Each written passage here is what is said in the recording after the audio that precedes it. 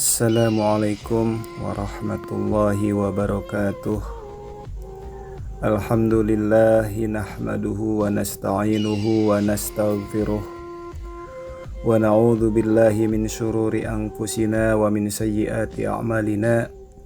May yahdihillahu fala mudhillalah wa may yudlil fala hadiyalah. Wa asyhadu an la ilaha illallah wahdahu la syarikalah. Wa asyhadu anna Muhammadan abduhu wa rasuluh.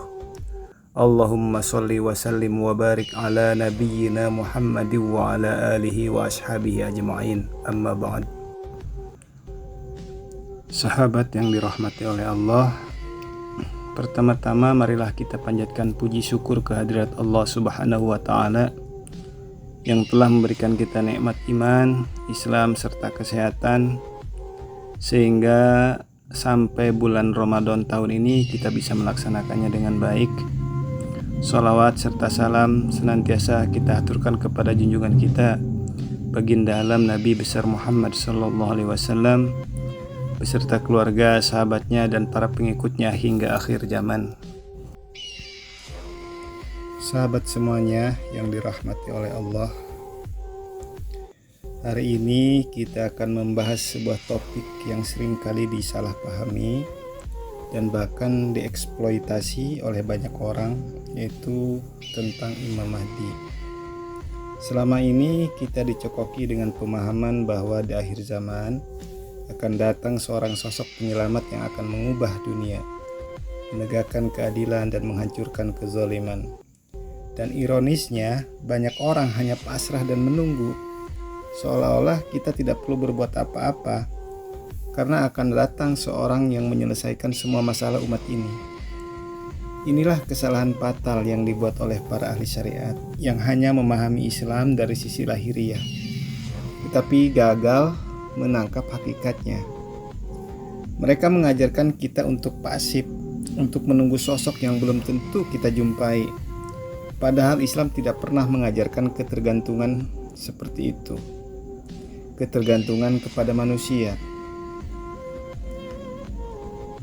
Rasulullah Shallallahu Alaihi Wasallam bersabda yang artinya, sesungguhnya Allah tidak mencabut ilmu secara langsung dari hamba-hambanya, tetapi Dia mencabut ilmu dan mewafatkan para ulama hingga ketika tidak tersisa seorang alim pun, manusia mengangkat pemimpin yang bodoh. Lalu mereka ditanya, mereka berfatwa tanpa ilmu, mereka sesat dan menyesatkan. Lihatlah di zaman ini, siapa yang mengendalikan pemahaman umat? Para ahli syariat yang hanya memahami teks tapi tidak mengerti hakikat. Mereka menjual dogma tentang Imam Mahdi sebagai individu yang harus ditunggu, tanpa mengajarkan bahwa Imam Mahdi adalah simbol kesadaran, simbol perjuangan, dan simbol kebangkitan jiwa. Apa yang terjadi akibat pemahaman seperti ini? Pertama, umat menjadi malas berpikir. Kedua, umat menjadi takut untuk bertindak. Ketiga, umat menjadi budak tafsir literal yang membelenggu akal mereka sendiri. Itulah akibat-akibat dari pemahaman mereka tentang Imam Mahdi secara literal. Bukankah Allah sudah berfirman di dalam Al-Quran, Innallaha la yughayyiru ma biqaumin hatta yughayyiru ma bi anfusihim. Sesungguhnya Allah tidak akan mengubah keadaan suatu kaum hingga mereka mengubah keadaan yang ada pada diri mereka sendiri. Jadi, apakah kita masih ingin menunggu Imam Mahdi sebagai individu yang akan menyelesaikan masalah kita? Ataukah kita mulai memahami bahwa Imam Mahdi adalah kesadaran yang harus dibangkitkan dalam diri kita sendiri? Lihatlah sejarah Islam. Rasulullah Shallallahu Alaihi Wasallam tidak datang menunggu seseorang untuk menyelamatkan umat. Beliau berjuang, beliau bergerak, begitu juga para sahabatnya, begitu juga para wali-waliullah.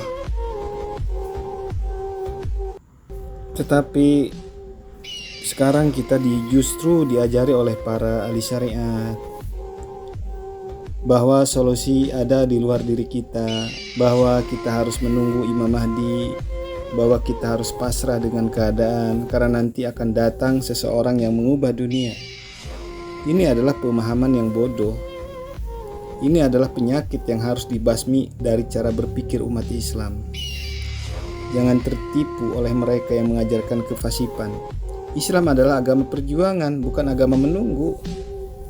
Jangan tertipu oleh mereka yang menjual mimpi bahwa Imam Mahdi akan muncul dengan pedang dan pasukan gaib untuk membela kita. Karena sejatinya Imam Mahdi itu adalah kebangkitan akal, kebangkitan jiwa, dan kebangkitan kesadaran dalam diri kita. Kebangkitan kesadaran dalam diri setiap manusia yang ingin memperjuangkan keadilan. Kita harus mulai dari diri kita sendiri. Jika kita ingin perubahan, jadilah perubahan itu. Jika ingin keadilan, tegakkanlah keadilan itu. Jika kita ingin Islam bangkit, bangkitlah dari tidur panjang ini dan mulailah berpikir secara mandiri. Jangan biarkan ahli syariat yang dangkal pemahamannya ini membodohi kita dengan harapan kosong. Jangan biarkan mereka membelenggu kita dengan dogma tanpa makna. Bangkitlah, sadarlah, dan jadilah bagian dari Imam Mahdi yang sesungguhnya. Semoga Allah membuka hati kita untuk memahami Islam dengan lebih luas dan lebih dalam. Wallahu a'lam bishawab. Wassalamualaikum warahmatullahi wabarakatuh.